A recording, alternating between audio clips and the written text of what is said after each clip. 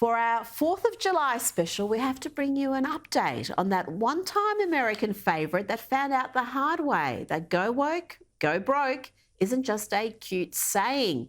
Bud Light is still facing a consumer backlash and boycott after using trans activist Dylan Mulvaney as an ambassador, and now they are under attack from Dylan Mulvaney. I took a brand deal with a company that I loved, and I posted a sponsored video to my page. For a company to hire a trans person and then not publicly stand by them is worse, in my opinion, than not hiring a trans person at all, because it gives customers permission to be as transphobic and hateful as they want. So after costing Bud Light $27 billion in market value, Dylan Mulvaney is still attacking the company. He has, well, helped decimate. Joining me now is comedian Alex Stein. Alex, 4th of July weekend would normally be one where Bud Light will just be running off the shelves, but it seems like it's a lost cause these days. Well, you know, now in some grocery stores, Bud Light is actually cheaper than water, Rita, which is unbelievable. But let me tell you what the problem is with this is, and I love that we're sticking it to Bud Light and that their company is down $20 billion. But sadly, Anheuser-Busch, they're not the ones that suffer from this. Who suffers from this are the distributors, the people that actually stock the shelves, all the people that actually work for the infrastructure of Bud Light that are getting laid off. That's what stinks in this situation, Rita. It's not even necessarily about Dylan Mulvaney. It's not even about their weird agenda. It just kind of sucks that even when you stick it to the man, Rita, it still doesn't even necessarily work because they're not going to really go out of business.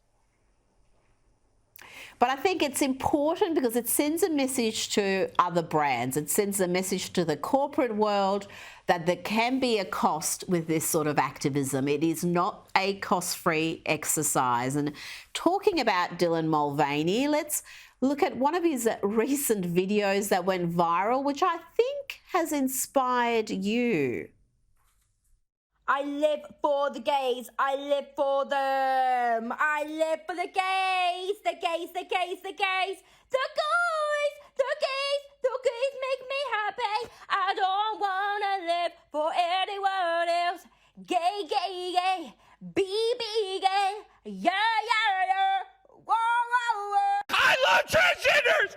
I love transgenders! I love them! Thank you. It's Primetime Stein on Instagram. Oh, and the city's run like Alex, that was you at New York City Hall. What message were you trying to convey there?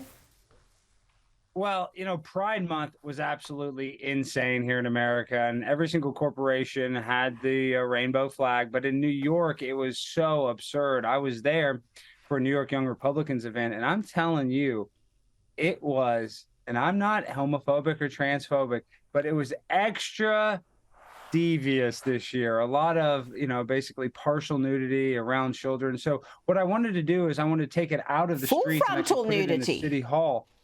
Yeah, I'm saying all kinds of nudity. I mean, there's situations of full frontal nudity in Washington. But my point is, I wanted to try to take what was happening in the Pride Parade into the City Hall. And if you could see in the video, they felt very uncomfortable because these are adult topics that you wouldn't talk at a workplace. Rita, you wouldn't have a sexual conversation with one of your producers at Sky News, just like you shouldn't have a sexual conversation with a child outside of a Pride Parade.